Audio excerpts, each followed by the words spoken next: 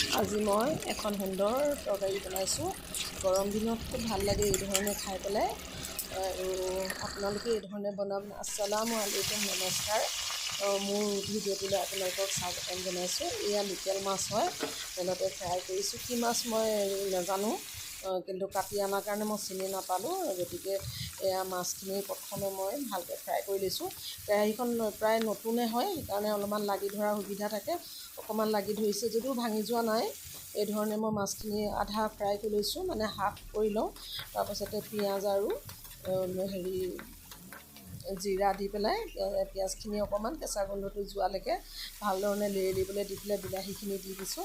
আপোনালোকেও এই ধৰণে বনাই চাগে ন? চবৰে বনোৱা নিয়ম নীতিবোৰ অলপমান বেলেগ ধৰণৰ, আৰু গতিকে মই ভাবিছোঁ আজি বনাই দেখুৱাওঁচোন আপোনালোকক।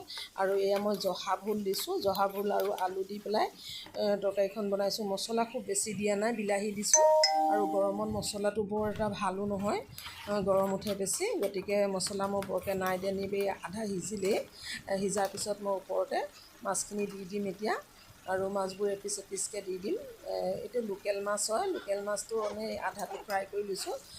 খাই বহুত ভাল লাগে এই ধৰণে। আপোনালোকে জুলীয়া তৰকাৰী বনাবচোন, জহা ভোল দি পেলাই মাছ। আৰু আপোনালোকেও বনায়, কিন্তু চবৰে বনোৱা নিয়মবোৰ বেলেগ কাৰণে মই ভাবিলোঁ আজি অকণমান আপোনালোকক দেখুৱাওঁচোন। গতিকে দেখুৱালোঁ। এয়া হৈ গ'ল। এতিয়া মাছখিনি দি পেলাই অলপ পানী দি পেলাই উতল এটা আহিবলৈ দিলোঁ। তাৰপাছতে এই ধৰণে খাম। আজি দাইল বনোৱা নাই, আমাৰ মাছ মাংস বনালে দাইল নাখায়। গতিকে ভাবিলোঁ মাছৰকে আজি জোল বনাওঁ, আৰু পদিনা চাটনি অকণমান বনাইছোঁ।